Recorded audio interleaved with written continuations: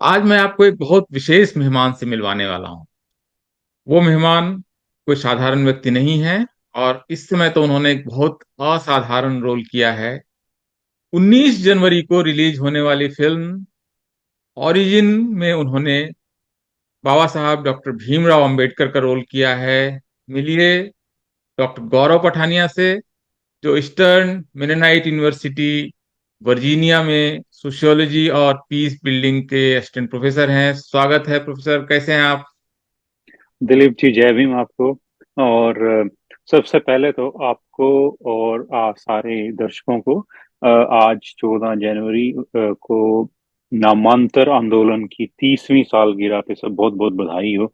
जैसे आपको पता होगा कि 1994 में आज ही के दिन मराठवाड़ा यूनिवर्सिटी का नाम बदलकर B.R. Ambedkar university, Marathwada university रखा गया था। और इस 20 साल चले इस आंदोलन में लगभग 27 लोगों की जान गई थी, जिसमें एक बच्चे के सिर पे भी गोली मारी गई थी पुलिस के द्वारा, आई थिंक। तो उसका पूरा, उसमें इतने अम्बेडकरी साथियों की शहादत थी। तो मैं उन सबको नमन करते हुए, सबको जय भीम करते हुए, और अ, आप सबको, मुझे अच्छा लगा दिलीप जी आपने याद किया। और आपकी आपके चैनल से, आपकी क्रिटिकल एजुकेशन से हम लोग बहुत शुरू से, JNU के टाइम से हम लोग सीखते आ रहे हैं आपसे। तो आज बड़ा अच्छा लग रहा है आपसे डायरेक्ट बात करते हुए। जी, धन्यवाद। बहुत स्वागत है, क्योंकि आपने नामांतर आंदोलन का जिक्र किया, जो कि एक ऐतिहासिक आंदोलन था। अपनी सम्मान और अपने गरिमा को रिक्लेम करने का बहुत बड़ा आंदोलन था, जो अल्टीमेटली विक्टोरियस रहा, विजेता आंदोलन रहा। उसको उन उस आंदोलन के तमाम शहीदों को याद करते हुए हम अपनी चर्चा शुरू करते हैं। डॉक्टर पठानिया, सबसे पहले तो आप बताइए कि इस फिल्म को करने के बाद, बहुत क्लीशे है लेकिन फिर भी मैं क्लीशे में भी ये सवाल पूछना चाहूंगा, आपको कैसा लग रहा है? अ, हालांकि ये सवाल थोड़ा मुश्किल भी है कि हम लोग, मैं बचपन से ही अंबेडकर और उनकी विचारधारा से जुड़ा रहा। और बाबा साहब का रोल करना, मुझे नहीं लगता कि उनका रोल कोई उस तरीके से निभा सकता है। हम लोग उनसे प्रेरित हुए बचपन से, और मेरे फादर भी अम्बेडकराइट रहे काफी लंबे टाइम से।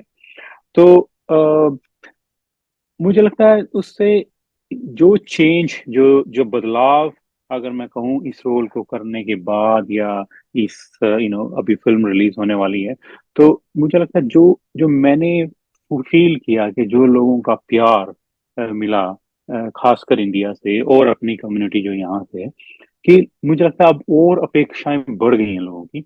और मेरा एक निजी जो मुझे एक कहते हैं कि जो प्रॉमिस, अपने आप से एक वादा, कि अभी अभी अभी में और शिद्दत से समाज के उन कामों को करना है जो कि बाबा साहब ने हमें बताए थे, और जो हम लोग कर रहे हैं, लेकिन अभी उसको और शिद्दत से करना है।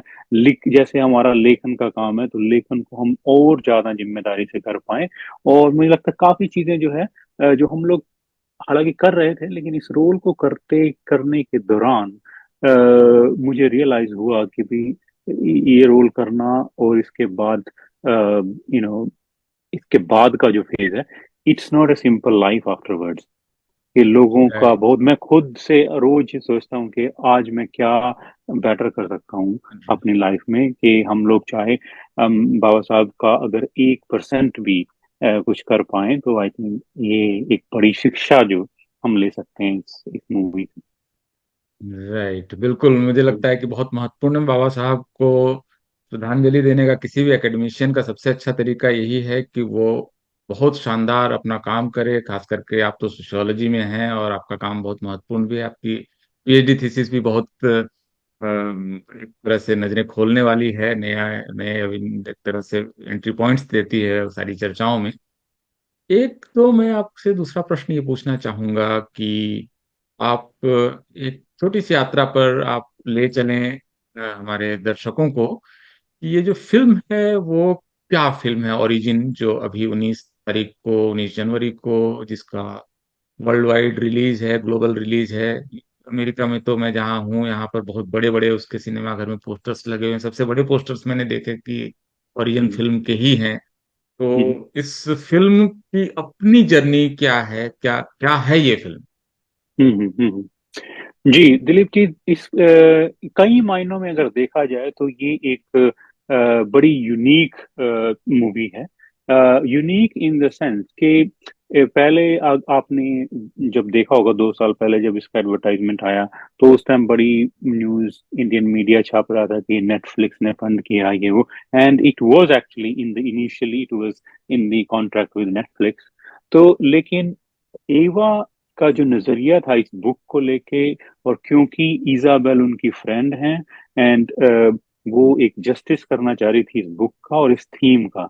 और आपने तो मूवी देखी है आपने, तो अगर इसका एक जो मेजर इसमें जो जिसमें एवा को सबसे ज्यादा इंटरेस्ट था कि while writing this book, Isabel जो है ये बुक लिखते वक्त विद इन लाइक 1.5 साल के अंतराल में उनकी उनकी अ, उनके उनकी मदर की डेथ हो गई, उनके हस्बैंड चले गए, उनकी सबसे क्लोजेस्ट फ्रेंड जो उनकी कजन थी वो चली गई।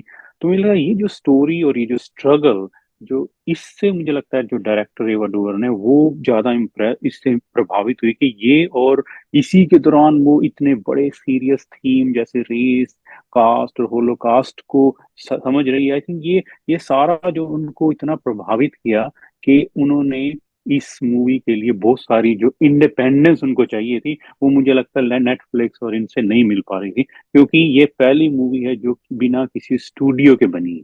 और जब आप किसी स्टूडियो के अंतर्गत काम करते हैं तो आपको उनके रूल्स रेगुलेशन फॉलो करने होते हैं। राइट। और इसी का रिजल्ट था कि वो मेरे जैसे नॉन एक्टर्स को हायर कर पाई। इंडिया में जब आप सीन देखेंगे तो जो लोग हैं वो रियल पीपल हैं, जो कि एक्टर नहीं है। तो ये जो फ्रीडम उनको मिला ये इसी वजह से मिला कि वो किसी स्टूडियो से अटैच नहीं। तो in that sense it's the first movie that is produce outside any studio. तो एक तो ये, और दूसरा ये है कि इस मूवी में जिस तरीके से पहली बार ये एक प्रयास किया गया है जो कि रेस, कास्ट और होलोकास्ट को इतने सीरियस थीम को, और मूवी है भी सीरियस लेकिन उसमें जो लाइटर्स मूवमेंट भी हैं, और लेकिन किस तरीके से ऑथर्स की जर्नी दिखाई है। तो मैं ये नहीं कहूंगा कि ये मूवी इस बुक पर आधारित है। हाँ, इस बुक से प्रभावित है, क्योंकि राइट। एवा डुवर्ने ने लगभग 2 साल लगा के इसकी स्क्रिप्ट जो लिखी है उसके लिए, मुझे लगता है उसकी इसलिए अडेप्ट अडेप्ट बेस्ट अडेप्टेशन और इसे ओरिजिनल राइटिंग जो ओरिजिनल स्क्रीन प्ले उस कैटेगरी में एवा डुवर्ने आना चाह रही हैं। और तो इसको लिखने के दौरान एवा ने खुद अपना स्टडी किया। अपनी जो उनकी रिसर्च टीम थी, मैं मिला उन सब रिसर्च टीम से, तो काफी कुछ उन्होंने खुद सीखा इतने कैरेक्टर्स के बारे में, खासकर बाबा साहब अम्बेडकर के बारे में। और मुझे याद है कि जब मैं यहाँ से जा रहा था और उनको रास्ते में मैं वो जो लास्ट जो बाबा साहब की अप्रकाशित बुक थी, वेटिंग फॉर वीजा, तो वो मैं उसकी बुकलेट पढ़ रहा था और मैंने वो जाके एवा को दी वो एक किताब। और मुझे याद है हम लोग जो है उसकी बात करते करते उनकी एक्सप्लेन करते हम लोग रो रहे थे कि भी ये कितना, तो वो कह रही थी कि इतना कुछ है उनका पढ़ने के बारे में, और वो कह रही है मैं तो बस थोड़ा सा समझ पाई हूँ। एंड आई थिंक उनका जो कमिटमेंट है, जितना भी उन्होंने समझा उसको उन्होंने बड़े ही बेहतर तरीके से पेश करने की कोशिश करी है इसमें। और हाँ मुझे लगता है और आप भी ऐड करिएगा कि आपको कैसा, आपने जी। अपना आपका क्या नजरिया रहा जी। उसमें। जी, मुझे लगता है कि आवा डुवर्नी या इजाबेल विल्कर्सन का भारत में जो वंचित जातियां हैं, खास करके अनुसूचित जातियां हैं, उनके साथ हम्म एक दर्द का रिश्ता है। और क्योंकि वो हिस्ट्री, दोनों हिस्ट्री के उस तरफ हैं जहाँ पर पीड़न झेलना पड़ा है, तो वो कोरिलेशन बनाने में उनको, मुझे नहीं लगता है कि कोई दिक्कत हुई हो। उनको तुरंत समझ में आ गया होगा कि क्या हो रहा है। जैसे रॉबिन विल्सन की किताब में भी वो जिक्र है कि मार्टिन हम्म लूथर किंग ने किस तरह से अपनी जीवनी में बताया कि जब वो स्कूल में गए इंडिया में, तो हम्म उनका परिचय इस तरह से कराया गया कि ये अमेरिका के अनटचेबल्स हैं, तो बच्चों को तुरंत समझ में आ गया कि ये कौन हम्म है। तो हम्म ये मुझे हम्म लगता है कि बहुत स्ट्रांग पॉइंट था। आवा डुवर्नी के अलावा कोई अगर इस फिल्म को बनाता, खास करके अगर हम्म किसी और एथनिसिटी से, तो शायद उसको थोड़ी सी दिक्कत होती। आवा के लिए तो बिल्कुल ये मतलब अपने घर के अंदर क्या हो रहा है जैसी बात होगी। तो ये जी। मेरा फर्स्ट जो रिस्पांस था इस पर। एक जो हम्म। इसमें डॉक्टर पठानिया, जो हम आपसे समझना चाहेंगे कि कास्ट और रेस ये दोनों डिस्क्रिमिनेशन के बड़े फॉर्मेट्स हैं एक तरह से ग्लोबली। तो हम्म इस फिल्म में जो इनके बीच का कोरिलेशन है हम्म और इनके बीच की जो सिमिलीज हैं, सिमिलरिटीज हैं, इसको, इसमें कॉम्प्लेक्सिटीज भी हैं, बिल्कुल एक जैसा भी हम्म नहीं है, लेकिन इसको हम्म जिस तरह से बरता गया है, जिस तरह से हम्म इसको डील किया गया है, इन दो टॉपिक्स को, रेस एंड कास्ट को, हम्म तो हम आपसे ये जानने की कोशिश करेंगे कि रेस तो यहाँ पर काफी डिस्कस मतलब टॉपिक है वेस्ट में। हम्म हम्म कास्ट को जब उन्होंने देखा तो इसको किस तरह से दोनों को रिलेट किया, और इसमें आपके व्यूज भी हम जानना चाहेंगे। जी। इसमें दो तीन बातें हैं जो मैं समझ पाया। जैसे कास्ट बुक भी इजाबेल को हम लोगों ने 2018 में यूनिवर्सिटी ऑफ मैसाचुसेट्स में बुलाया था, जब ये बुक ऑलमोस्ट फाइनल कर रही थी अपनी। तब भी हम लोगों ने उनके विचार सुने। और बहुत सारे स्कॉलर्स के डिफरेंट ओपिनियन हैं उनकी किताब को लेके भी। लेकिन मुझे लगता है जो बुक, जो मूवी उस पे ये बना ओरिजिन, उसमें अ, हालांकि ये मूवी को अगर हम एक लाइन में कहें तो it's a authors biopic. Author exactly, की बहुत जर्नी अच्छा है। आपने टर्म दिया है, जी। जिससे ऑथर्स, लेखक की जीवनी है ये, उस जी। प्रोसेस के को बताती है। हाँ। और एक पर्टिकुलर टाइम पीरियड उनकी जो लाइफ का, जो as an established Pulitzer prize winner author, and उसकी जर्नी, उसके बाद की क्या स्ट्रगल है। एंड और देखिए, आपने देखा होगा उसमें कि उन्होंने जीवन में दो ही किताबें लिखी हैं, एक वो और एक वार्मथ ऑफ द अदर सन, जिनके उनको दर्शन, यस, पुलित्जर प्राइज मिला, माइग्रेशन और एक पर। थी। जी। तो मुझे लगता है अगर हम लोग इसको एक्चुअली डीपली समझें, ऑथर की साइकोलॉजी को, कि वो क्यों इतना ज्यादा इस पे जाति या होलोकास्ट की कॉन्सेप्ट उसके दिमाग में आए। क्योंकि पहली किताब में वो पूरा इस इश्यू को इतना डेप्थ में डील कर चुकी थी, जो रेस का इश्यू है। क्योंकि ये साउथ साउथ माइग्रेशन पे उन्होंने करीब करीब जो है 1,000 से ज्यादा लोगों के इंटरव्यू करके वो किताब लिखी थी। तो उसमें वो उसको एक अच्छे से डील कर, लेकिन फिर उनको ये भी लगा, क्योंकि भाई ये जो रेशियल माइग्रेशन का इशू है, ये सिर्फ जो है यूएस की बात नहीं है। ये अफ्रीकन अमेरिकन जो फाइनली वो तो आए अफ्रीका से, तो वो जो पूरा हिस्ट्री है उसके साथ, अगर आपने पुराने जो अपने पोस्ट कॉलोनियल थिंकर पढ़े हो, जैसे स्टुअर्ट हॉल, फ्रांस फैनन, ये वो उनकी उसमें जो इसमें अदरनेस का जो कॉन्सेप्ट आया, और वो कैसे जो है प्लानिटरी ह्यूमनिज्म और ये सारे जो कॉन्सेप्ट मर्ज हुए उनकी राइटिंग से, तो उसमें माइग्रेशन जो है एक बहुत सेंटर में है। क्योंकि ये सारा माइग्रेशन के दौरान के कितने जो उथल पुथल हुई इसी दौरान, वो सारा रखते हुए, अब तो है, तो आप जो है वो एस्पेक्ट भी नहीं छोड़ सकते। फिर जो है देखा भी, इतना हेट्रेड जो है, इतना हेट्रेड वाइट्स के अंदर, जो वाइट सुप्रीमेसी है, क्यों है, और इसको हम लोग क्या कंपेयर कर सकते हैं। तो जब उन्होंने ये होलोकास्ट का देखा, अच्छा, कास्ट के बारे में पढ़ा, अम्बेडकर की जब राइटिंग देखी, क्योंकि अभी आप देख ही रहे हैं, क्योंकि पिछले 20 साल में बहुत सारी राइटिंग्स लिखी गई, खासकर डर्बन कॉन्फ्रेंस के बाद, कि कास्ट रेस को कंपेयर करने की। तो अब कोई भी लेखक अगर लिख रहा है रेस पे, तो उसको ये कम से कम उनके सामने आई होंगी ये राइटिंग। तो उसमें से उन्होंने देखा भी क्या सिमिलैरिटी है और क्या डिफरेंस है। तो आई थिंक उन्होंने सिमिलैरिटीज पे फोकस करते हुए उसमें डिफरेंस पे ज्यादा फोकस नहीं, मुझे लगा सिमिलैरिटीज पे उन्होंने ये फोकस करते हुए, उन्होंने जो ओवरऑल अगर मैं कहूँ कि इन सारी जो ये ग्लोबल जो डिस्क्रिमिनेशन है, जो जाति को या रेस को समझने की जो रेस की या नस्ल की अवधारणाएं हैं, उनको एक साथ जोड़ा, उनको कलेक्ट किया।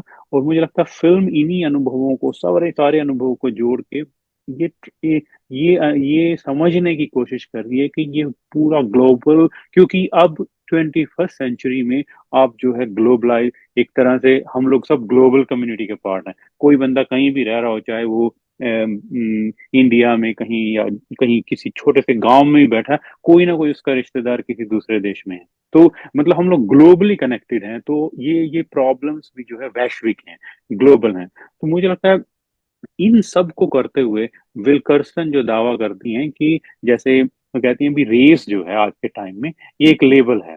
और लेबल जो है, ये ऐसा नहीं है कि ये राइट लेबल है, लेकिन हम लोगों ने लेबल लगाए हुए हैं, कंटेनर्स हैं जैसे करे वो एवा भी कहती हैं कि ये कंटेनर्स हैं जैसे हमने उस पर लेबल लगाए हुए हैं, कोई ब्लैक वाइट ब्राउन ये सब।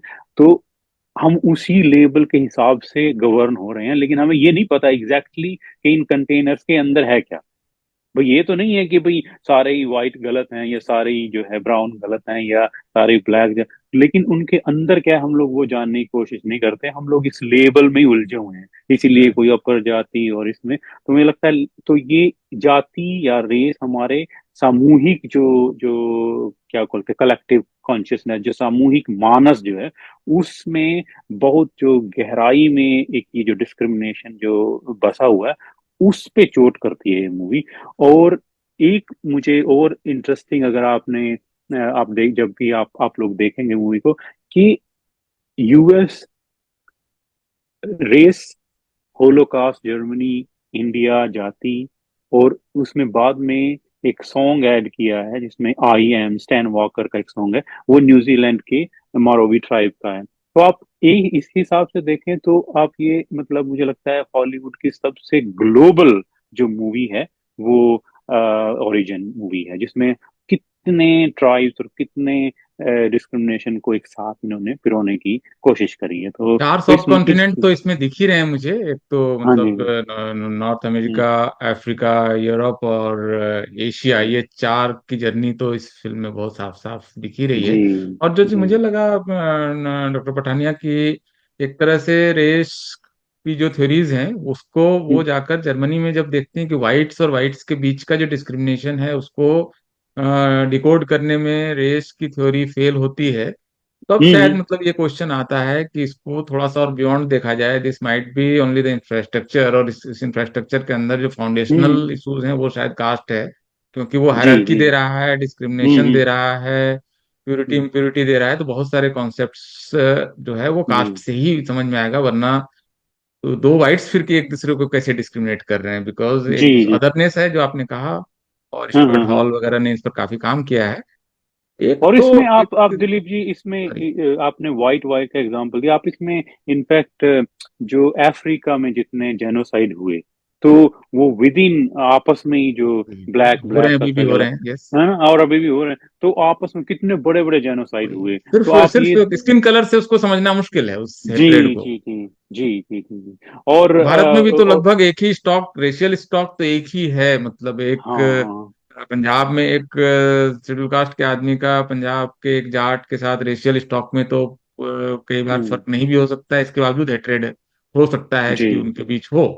या हम्म, इवन साउथ का एक ब्राह्मण भी हो सकता है, वो डार्क कलर का हो, और हो सकता है कि जो शेड्यूल कास्ट वो भी लगभग एक जैसा हो, तो भी हम्म, हेट्रेड हो सकता है।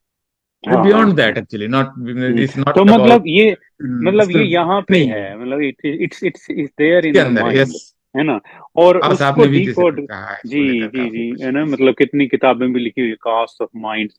हम लोग एक ग्रुप चला रहे हैं माइंड्स ऑफ कास्ट करके ओह एक, तो क्योंकि नहीं, जिसमें कि ये this is the issue of बहुत मेंटल हेल्थ बेसिकली, कि बिल्कुल समझना जरूरी है। ये हमें कहते हैं कि कितना डीप डाउन है, लेकिन यस, हम हमारे हमारी चेतना जो है उतना उस लेवल तक नहीं पहुंच पा रहे कि हम लोग उस पे हमारे अंदर उतना ताकत नहीं है कि हम लोग अपनी जो है आइडेंटिटी को एक्सप्लोर कर पाएं, अपने प्रिविलेज को चैलेंज कर पाएं। और इसीलिए ये it's an issue of mental health. और मुझे लगता है राइट। भारत भारत जैसे देश में ये इतनी व्याप्त है बीमारी, और और उसको कोई वही क्वेश्चन करने वाला नहीं। वही 6 6 साल का छोटा बच्चा स्कूल में जाके मिड डे मील खाने से मना कर देता है कि किस किस जात की हम्म, महिला ने बनाया है, मतलब किस लेवल की जी। वो मतलब प्राइमरी सोशलाइजेशन में घुसा हुआ है। एक हम्म, सवाल डॉक्टर पठानिया की, इस फिल्म में एक तो बाबा साहब का जो जीवन है हम्म वो क्योंकि बाबा साहब पर फिल्म नहीं है, ये एक हम्म ग्लोबल फिल्म है, लेकिन फिर भी बाबा हम्म साहब इसमें आइडियोलॉजिकल एक तरह से बेसिस भी प्रोवाइड कर रहे हैं इस फिल्म को।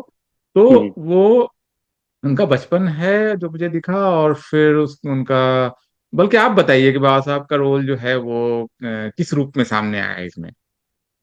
मुझे लगता जैसे अगर मैं कहूँ कि this is the it's an introductory portrayal, है ना, कि उनका जो है बिल्कुल ही एक तरह से एक शुरुआत करी है कि भाई उनको उनको उनको प्रेजेंट करना सिर्फ उस तरीके से। मुझे लगता है ये, और आपने देखी है कि वो कितनी पावरफुल तरीके से, छोटा सा रोल थोड़ी सी देर का, लेकिन किस तरीके से उन्होंने बहुत ज्यादा दिखाया है, और इम्पैक्ट उस पे बिल्कुल। कितना, और कितना उस पे मतलब, क्योंकि मैं वहाँ काफी काफी कहीं मैं 3 बार जो सवेना गया जॉर्जिया, और जिस तरीके से उन्होंने इतना काम किया कॉस्ट्यूम्स पे, और पूरा मेकअप और उनकी, तो वो, और पूरा सीन आपने देखा होगा कि उसमें उस टाइम का 1920s का, जो उस टाइम के जो अनटचेबल लोग का वो पूरा सीन क्रिएट करना, तो कितना मेहनत लगा होगा उस पे। लेकिन मुझे लगता है एक बड़ा पावरफुल डिपिक्शन जो है बाबा साहब का, वो उन्होंने उसमें किया है, और निकल कर आए। बचपन से लेके और एक तरह से उनकी मिडिल एज तक का उन्होंने ये दिखाया, क्योंकि आई थिंक जो उनका पॉपुलर इमेज है वो मिडिल एज का इमेज है, जो आप गूगल पे उस पे देखते हैं। तो उस मामले में मैं देखता हूँ कि एवा डुवर्ने ने बहुत ही जस्टिस किया है उस छोटे से रोल के साथ, और उसको लार्जर देन जो लाइफ फिगर है बाबा साहब का, वो दिखाने में उन्होंने मतलब कोई कमी नहीं छोड़ी। यस, एक मतलब अब ये एंट्री पॉइंट है जहाँ से आगे चीजें और आगे जा सकती है, खास करके बाबा साहब की एक बहुत पावरफुल इमेज जो उनकी स्टैच्यू को केज के अंदर में रखना, जिसको सूरज यंगडे फिल्म में बता रहे हैं कि हम्म क्यों हम्म इनको मतलब केज के अंदर रखा गया है। ये अपने आप में ही बहुत हॉन्टिंग इमेज जी है जो मुझे लगता है लोगों हाँ को बहुत वर्षों तक याद रहेगी। आप जब हम्म खास करके आपके रोल में जब बाबा साहब या बाबा साहब के रोल में आप जब भारत लौटते हैं, तो वो एक बहुत यादगार दृश्य है जब वो अपने लोगों के बीच होते हैं और उनके बीच वो जब मूव करते हैं, मतलब वो चलते हैं उस वो भी बहुत ही पावरफुल इमेज है जो याद रखने वाला है। और एक तरह जी से बाबा साहब ने इस फिल्म को बनने के पूरे प्रोसेस में भी एक तरह से, जो किताब जब लिखी गई तब भी उसमें रोल है। एक जो इसमें हम्म बहुत इम्पोर्टेंट मुझे लगता है कि अंडरलाइन करने वाली बात है, डॉक्टर गौरव आप मुझे करेक्ट कीजिए, इजाबेल विल्किंसन ने भी और आवा डुवर्नी ने भी हम्म भारत के समाज को आमतौर पर देखने का जो तरीका है, जो मतलब को बोगले से लेकर डुमो तक और बाकी सारे लोगों ने जो किया, उन्होंने हम्म दुनिया भारत को समझने के लिए, समाज को समझने के लिए वो स्क्रिप्चर्स की तरफ गए, टेक्स्ट की तरफ गए। इवन मैक्स वेबर भी हैं, वो टेक्स्ट की तरफ जाते हैं। और वो टेक्स्ट जो उनको मिलता है वो आमतौर पर जो जिसको अपर कास्ट बहुत हम्म एक क्रॉस टर्म बोलते हैं, वो वहां से लेते हैं सारा कुछ। इवन जी कास्ट वगैरह को जो हाँ समझने के लिए सबल्टर्न स्टडीज हैं, तो वो पार्थो या इनके तरफ या हम्म शाहिद अमीन या ज्ञान पांडे की तरफ लोग जाते हैं। तो भारत को अभी हम्म तक वेस्ट जो देख रहा था, वो अपर कास्ट की लेंस से देख रहा था। एक तरह हम्म से पहली बार इलाजुल विल्किंसन की किताब के मैं जब रेफरेंसेस देख रहा हूँ, तो उन्होंने हम्म ज्यादातर कोशिश की है कि शेड्यूल कास्ट के लोगों से या अंडर क्लास के लोगों से बात की है। इस फिल्म हम्म में भी वो इसी तरह से दिख रहा है। तो क्या आपको लगता है कि आपने भी क्या इसको नोटिस किया कि इन दोनों, दो जो मतलब एक लिटरेरी और एक फिल्म प्रोडक्शन है, उसमें जी ये जी चीज आपको क्या नजर आई? हाँ जी जी जी दिलीप, आई थिंक मुझे एक तो ये है कि जब एक डायरेक्टर इस तरीके से सोचते हैं तो उनके उनके जो मीडियम है समझने के, ऑफ कोर्स टेक्स्ट तो है ही है कि उन्होंने पढ़ा, लेकिन as a director, as a film director, she was more inspired by the available films which is actually the Dalit directors are producing। मैं और आप भी शायद इससे अग्री हो, जब मैं वो देख रहा था कुछ सीन, जब इंडिया के सीन आते हैं, तो मुझे ओरिजिन के वो सीन देखते हुए मुझे नागराज मंजूले की फेंड्री मूवी याद आ रही थी यस। 2013 में। तो वो इस तरीके का, मुझे लगता है उन्होंने भी वो सारी देखी होंगी मूवी, और क्योंकि अपने जो मित्र हैं सूरज और बहुत सारे और साथ में जो जुड़े हुए थे, उन लोगों ने भी काफी उनको रिसोर्स प्रोवाइड किए। तो मुझे लगता है उनसे वो एक जो रॉनेस है जो रियलिटी का कास्ट का, वो इसमें प्रेजेंट किया। और मैं आपकी बात से एकदम अग्री हूँ कि वो जो लेंस था, पहले जो है हम अपर कास्ट के पर्सपेक्टिव लेंस से फ्रॉम देखते बिलो, थे। जो आपके टीचर जी प्रोफेसर जी विवेक कुमार हैं, प्रोफेसर। उन्होंने एक तरह से एक नया एडिशन जी दिया है सोशियोलॉजी में। जी जी जी। तो नीचे से और देखिए तो दूसरा दुनिया दूसरी दिखती है।